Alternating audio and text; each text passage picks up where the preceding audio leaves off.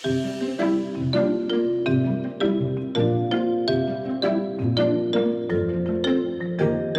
welcome to Transform Gov, the podcast where we share real-world insight and how technology and data are reshaping our public service. And we do that by speaking to those who are working on the coalface.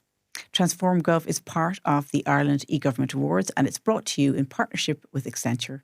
My name is Maeve Kneafsey. In this episode, we meet Dr Jamie McGann, who's co-founder of MoveAhead, whose project in partnership with Smart D8 won the Ireland eGovernment Citizen Engagement Award this year.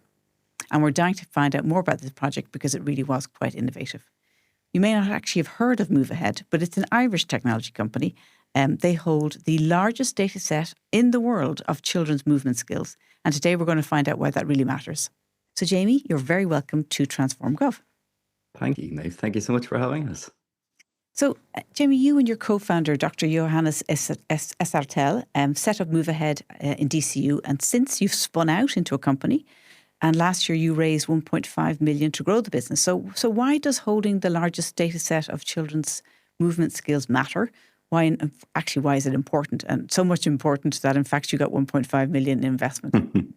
Yeah, it's a really good question. I think holding any data set of kids' movement skills is really valuable because it just hasn't existed. So what we do is we build software that's essentially body tracking software that's able to track and understand movement.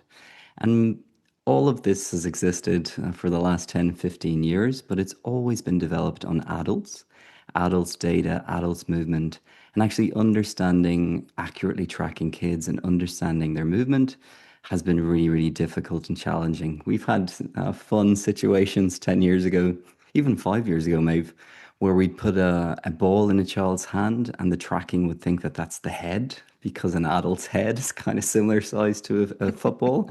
And so we've just always had this serious problem. It's been a walled garden, this really cool technology for kids, in that it didn't understand them, it didn't understand how they moved, and then we just couldn't utilize it and use it to help them move in the digital world. So we built that data set so we could build the core technology, and that really the whole aim was then to be able to transform kids' digital experiences and bring movement into that space and bring movement assessment into that space also.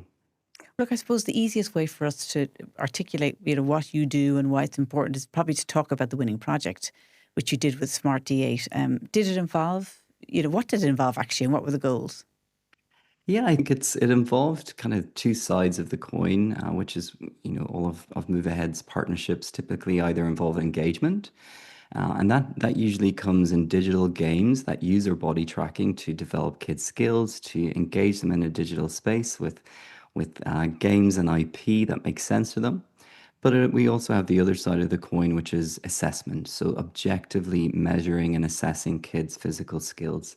And I think when I talk about physical skills, I just want the listeners to know that it's nothing scary. We're just talking about fundamental movement skills like hopping, skipping, jumping, kicking, catching, throwing. Skills that we would... To interrupt you there, just why did they... What was their concern that... why they felt they had to engage with you in the first place? What was the problem they were trying to solve? I mean, it's a significant problem that's been gathering pace over the last 15 years. And it's something when we were in DC, we did a lot of really great research with it, really trying to understand developmental patterns in kids. And we've just seen significant decline in children's motor behaviors. So 90% of kids now can no longer hop, skip, throw, or kick a ball properly. And that's not to frighten you, but it's just the truth. Children play so differently. The models no longer exist. So the older kids on the street don't play in the way that my generation used to. So the opportunity to develop those skills is seriously lacking. And the impact that has then, Maeve, is if we don't have the core competencies, those kind of building blocks or the ABCs of movement, when we go and engage in physical activity and sport, we don't have success. And so we see this real concerted effort from parents. It's this double-edged sword at the moment because we've never had more parents bringing their children to join clubs and after-school activities. It's at an all-time high, but we've also never had more dropout. So children are lasting 2, 3 weeks in these different sports, and they're dropping out. And we see that because kids are essentially not physically equipped to have success. So they start thinking, I'm not very good at this and I'm dropping out. Okay, okay. So I can understand now why the project actually came about. So I interrupted you. Tell me about what you implemented, you know, Sure. as part of the project and what the outcomes were. For sure. So for the last 5 years, we've been really fortunate. I guess when we left the university, we built the technology and we started to work. We really wanted to reach kids at scale. As a researcher, if you reach 3,000 kids, it's enormous, but really it's a drop in the ocean when you're talking about actually having an impact on physical development. So we really wanted to reach kids at scale, and we looked at applications and apps that existed that kids were playing. And we really wanted to bring movement as part of that opportunity. So we've since snowballed and we were integrated into a number of really popular apps that kids use. The most popular probably being Kinder's App Play Do. Within that application, it's associated with the Kinder Egg. But the application has some great numeracy, literacy games, but it also has our Joy of Moving games as well. So we're reaching millions of kids globally, developing skills, and it's all been really wonderful and rich and at engaging.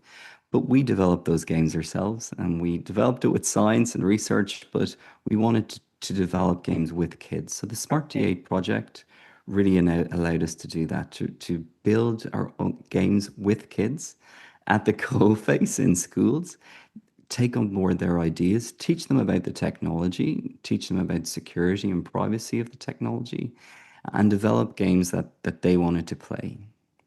And are these digital games or are these physical games? These are digital games, exactly. So if you parents out there, they know their kids maybe on TikTok, imagine your child stepping back and they're, instead of recording a TikTok video, their body, 32 points of the body is tracked. There's an invisible skeleton, and all of their movements are being calculated, and they're being rewarded for those movements in a gamified way. So either it puts augmented reality on their body, either there's a digital arena. So every movement that they perform gives them success within the gaming setting. So these are digital games that use the body as a controller. And I presume that you're able to match the level of the game or the movements with the skills level they're at and then kind of incrementally improve.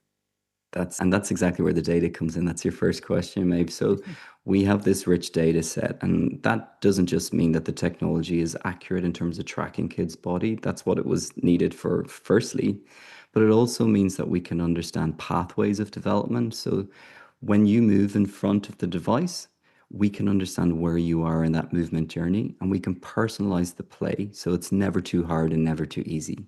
That challenge piece is the sweet spot. So if it's too easy, kids just don't want to play. If it's too hard, it's the same. So the data enables us to personalize the play so the challenge is right, and that it gives you maximal opportunity for the kids to keep playing and keep developing too.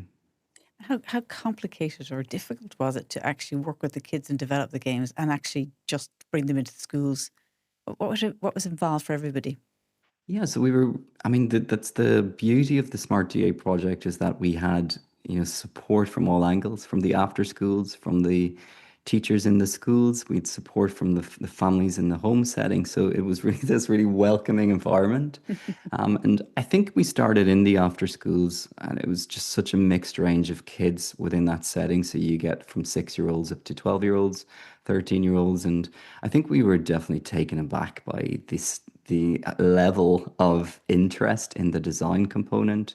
Kids would go home and come back to us the next week and had these full storyboards and Wow. voice notes for us. And the other level was, I guess, a surprise to us was how well these designs were put together and how great the ideas were. We implemented those designs and came up with some great games, and I think we've borrowed some of those ingredients with some of our other kind of more commercial partners, and it's kids just come up with some wonderful ideas, and having ownership over the design and then seeing it developed was really fun as well, to see the kids interact and engage in the games that they had themselves had created. So imagine, let's say I'm in the after school club or wherever I am in the school, and the game has been designed.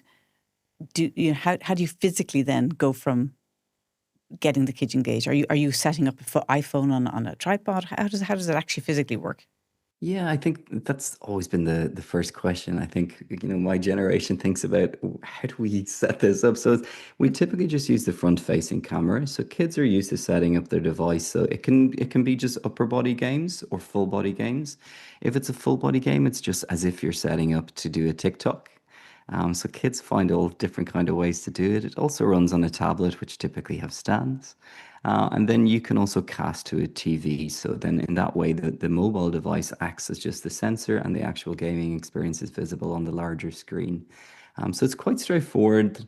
There's no kind of one way to do it. We allow the kids to figure out the way that makes sense to them, but they're used to it. Just with the apps that are the most popular, from the Snapchats and the TikToks, they're used to setting up devices in ways that perhaps we don't as adults. So me being me, I am definitely not of their generation. So of course I'm thinking of all the practicalities, and they'll just do it instinctively.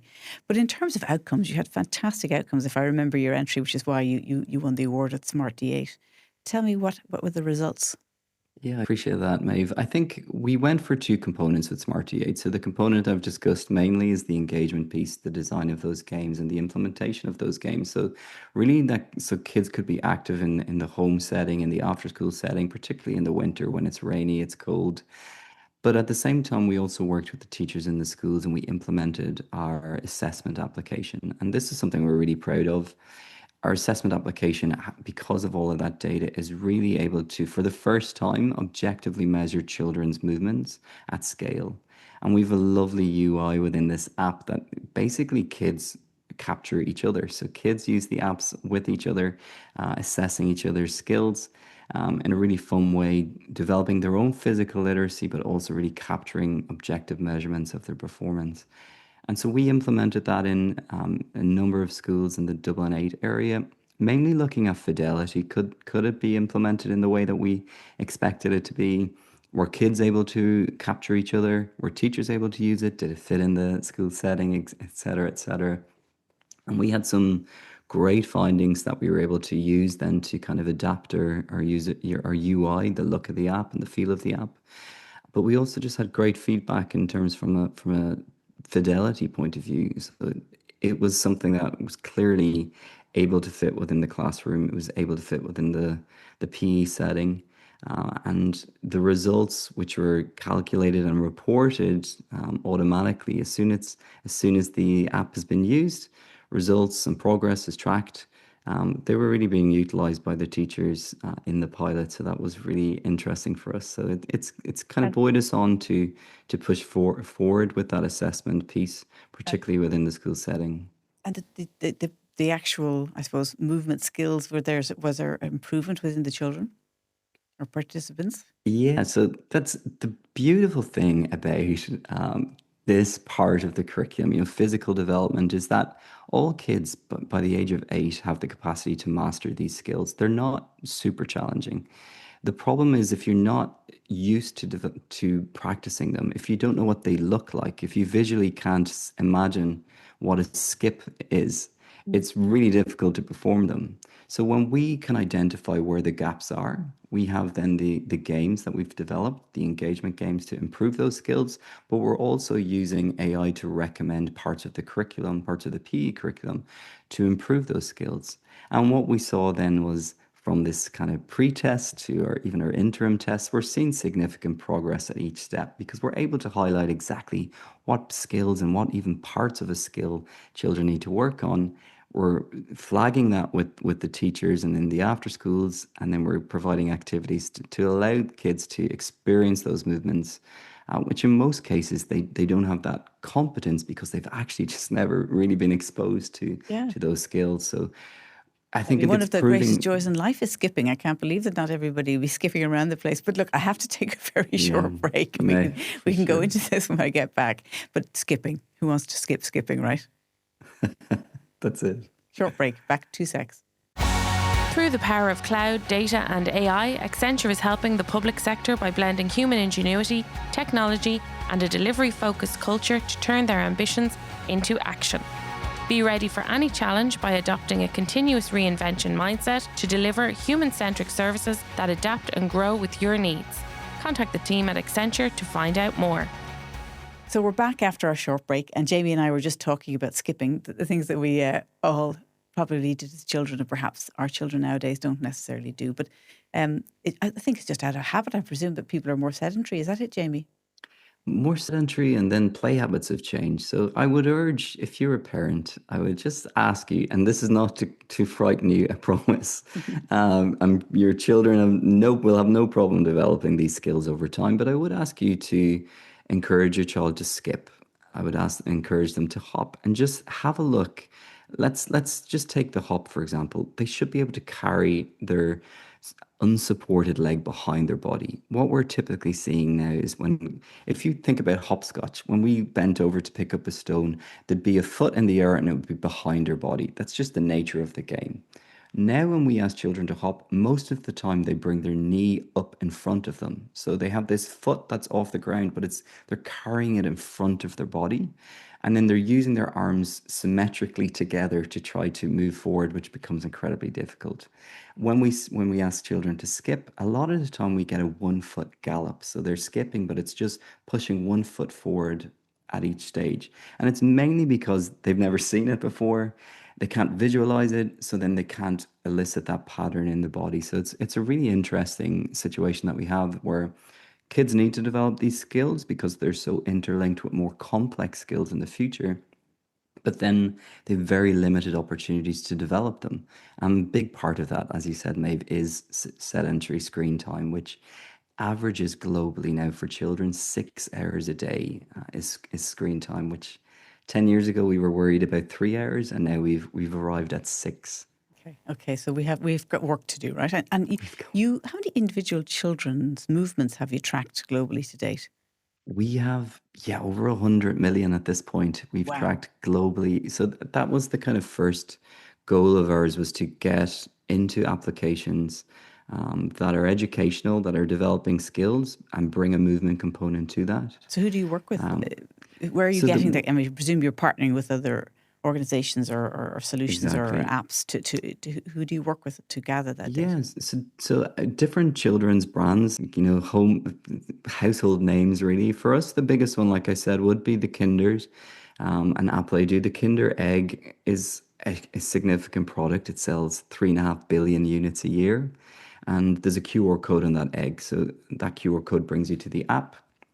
And in the app, we've colleagues from Oxford who do a lot of work on the play and on the literacy and numeracy, and then we do the kind of movement element.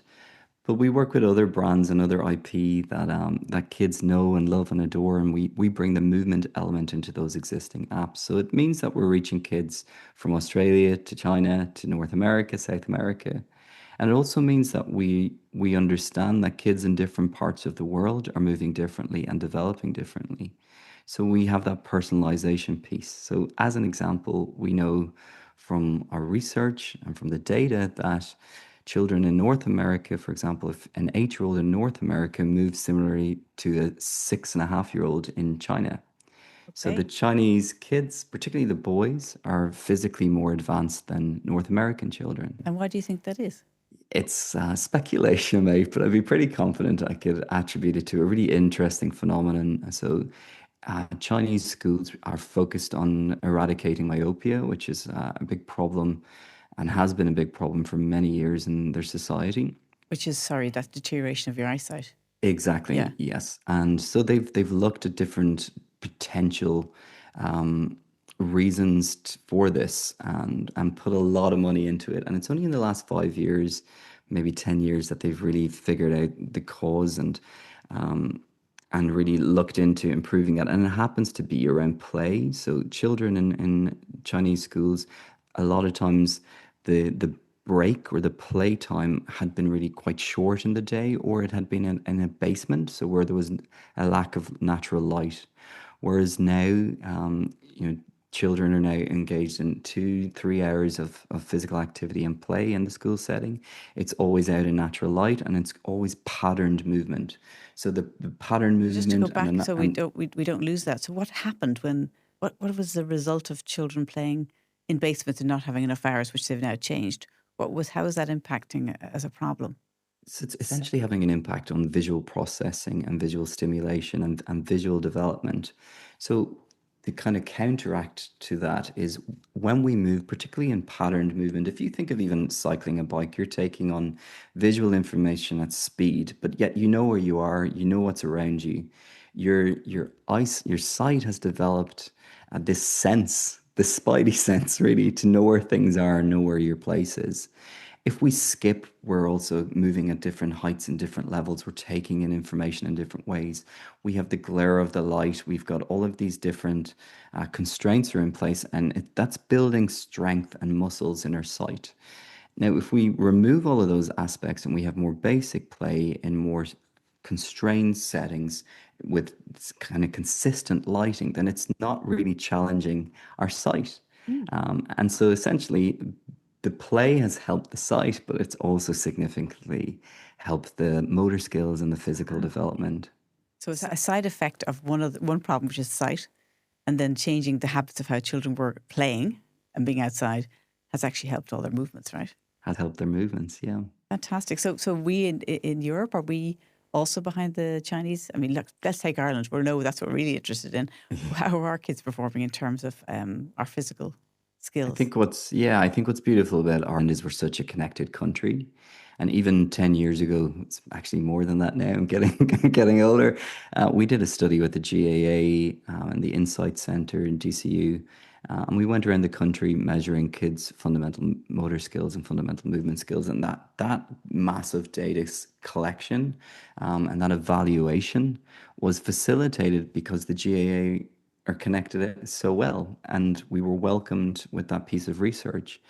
And credit to the GAA, they were really interested in the results, but they were really interested in using them to improve performance.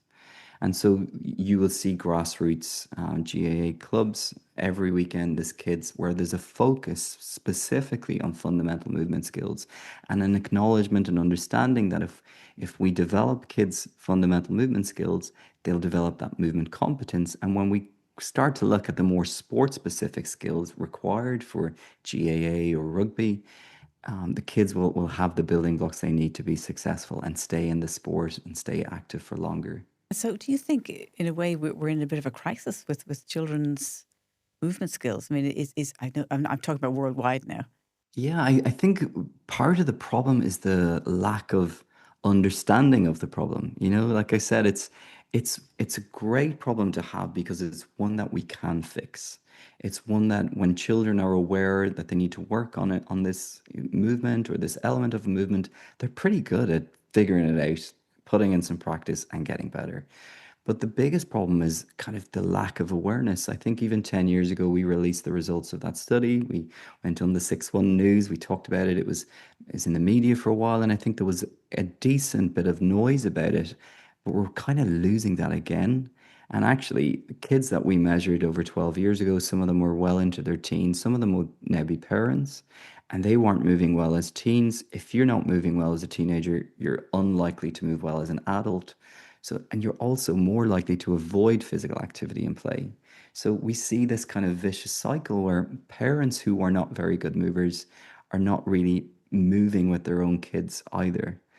So that's kind of the problem, this kind of vicious cycle of a lack of understanding that the problem exists, a lack of awareness, and a lack of prioritization, I think, is the biggest issue that we see and we have as researchers particularly. I suppose societally, it'll mean that if people aren't moving and aren't building in as a pleasure, I suppose, physical activity in their life as adults, they're probably going to have obesity and all the problems that we know about. That's exactly it. It's a significant predictor. So that's fundamental movement skills and our capacity to perform those well. We call it mastery, to be able to hop, skip, jump, run just properly.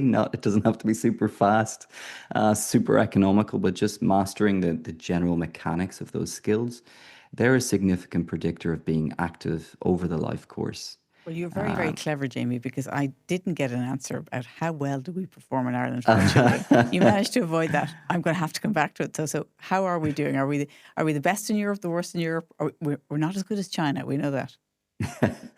I think I don't want to answer that question, Maeve, because it's not super conclusive. What I will say is that there is some great programs out there, and we are showing like really well scientifically researched programs and curriculums, and they are having an impact. And I think that to me the key is, I mean, it's not that I don't want to answer that question, Maeve, but I guess that's part of the reason I'm talking to you is that we've developed an assessment application that is completely objective in the way that it measures baseline movement and progress. And so that has not existed. It's never been something that's been available. We've got it into the hands mainly to date of brands who are developing tennis rackets and new shoes for kids, and they use it to capture movement and performance so they can build really cool tennis rackets for kids, for example. But we want to get that into the educational setting because we're delivering curriculums and teachers are delivering programs and they are leading to progress, but we don't have the evidence to show it. And so when we do assess motor skills, it's typically a visual assessment. It's typically very subjective based on who's looking and what they're looking for.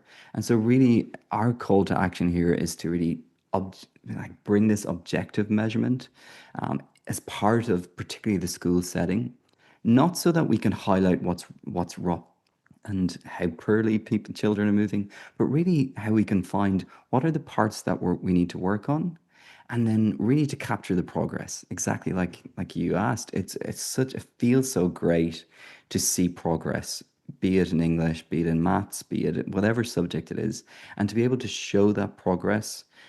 Objective progress is really rewarding. So for us to really answer that question, Maeve, we would need to have objective measurements and objective results, and they just don't exist. So I suppose if you look at for the commercial organizations that you work with, and obviously they value what you're doing, there is an incentive on one hand to do something good, right? So Kinder wants to do something good to be able to say, we help children with their movements, that we're not just making them eat chocolate. And then on the other side, you have actual sports equipment where, look, we can make the shoes better for kids if we can actually track how they fit within them, or make the racket better for children. But what you're saying is that if we can get this important initiative started within schools or early on in kids' development, then we're avoiding a whole heap of problems later on in adulthood, which are around obesity and just a sedentary population and all the costs associated with that. But we have to highlight the importance of the issue first so that the schools then say, well, how can we build this into what we're already doing with children? That's exactly it. I think we've a new curriculum actually coming in primary setting, which isn't necessarily specifically PE. It's more holistic with well-being and physical literacy, which is the tools that children need to be active for life. And those tools include skills and those physical skills. And there's so many teachers wonderful teachers who would see PE as being for sporty people and sporty teachers, and would not necessarily feel super confident even teaching that component. And there's many PE and physical activity providers who actually go into schools to kind of alleviate some teachers' fears. The reality is physical education is about play and about developing physical skills through fun, play, habits. And every teacher has the capacity to do that, but they're just so often in the dark. Where do I start? What is the specific skill that I'm teaching? How do I know that they've done it well? How do I know that they've progressed? Because you've got a class of 20 kids and you're trying to eyeball assess them at the same time. So it becomes a really difficult lesson to teach. And it really is a subject that's very difficult to track progress. And we see it as just as valuable as all the other subjects in this classroom. And you touched on early on in our conversation about the fact that for kids, if they're not if they feel they're useless at it, they give up. If it's not hard enough, it's boring. So, and there's no way an individual teacher can look at every single kid and know what they need, right? But you could help them do that, so that therefore their enthusiasm and their engagement is going to be much higher, because they're being encouraged or they're feeling challenged. That's exactly it. Something that's can be quite easy to do for other subjects like English or maths is to differentiate a task. So you could have a worksheet and you give one to one child and maybe an easier one to another child, and neither of those kids would know. And even if they do, it's private and they don't need to feel embarrassed. It's so difficult to differentiate a task in physical education, in sport, because it's quite performance based. You're on show. And if you make something easier for one kid, everybody knows, and that child already then feels self conscious. So, by bringing to digital, even from the assessment point of view, but also from the engagement point of view, having games that you can play at home in the privacy of your own bedroom that are developing skills that if you did this in public, they might take a bit longer for you to develop, and you're out in the open, you might, degrade your confidence even more.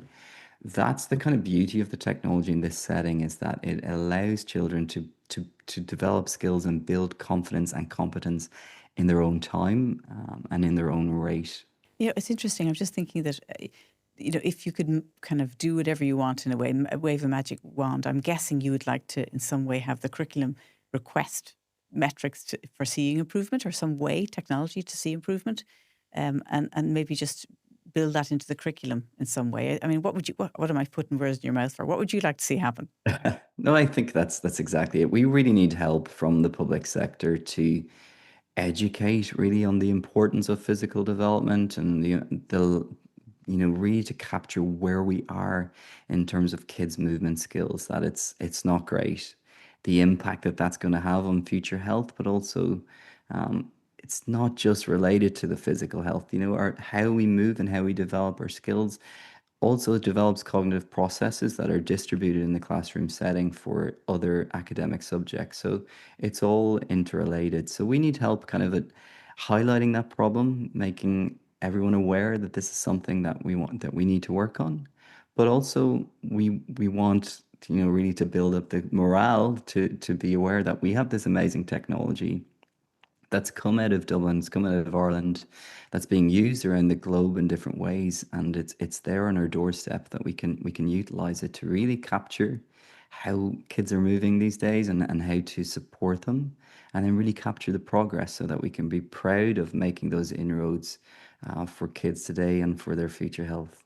And look, it's fascinating what's going on. It's such interesting that we've got an Irish company who's got the global data set for kids' movements. But have you got any exciting news to share with us? Any things that you're planning in the next year or so that may change things even more for you guys? Yeah, I think we've lined up really some amazing IP that lots of people would know, that have applications out in the ether with millions of downloads. And our goal with this is, to be honest, we fought screen time many years ago. Our whole thing was about put away the screens, put them down, and it just got worse and worse. We're at 6 hours, so at the moment it's like that horse is bolted. So now really our mission is, every time a child is using a screen, we want there to be an opportunity for movement. So we've built these great partnerships that are ongoing, and will be 2026 will be a fun year for us, where we are implementing movement opportunities into existing apps that at the moment don't have a movement engagement component. So for us, it's about building more and more reference points and opportunities that exist that show actually your smartphone or your tablet isn't just a sedentary piece. I can also use this to develop skills, engage physically, and use that kind of physical interaction to build other skills, also. So that's exciting for us. Well, look, Jamie, congratulations on winning the award with Smart D8. It's a fantastic application, and I hope that the Department of Education is listening. I hope that the new curriculum developer is listening, and I hope that there's other people that we introduce you to via the podcast. But Jamie, thank you very much for taking time to talk to us today. It was really fascinating. You're so welcome. Thank you so much. Now, before I go, I've got to thank the team here at Transform Gov, the studio manager, Peter Rice, video editor, Neil Horner, sound engineer, Lee Brennan, and also videographer, Lee Brennan. So thank you all for listening. I look forward to seeing you on the next episode of Transform Gov.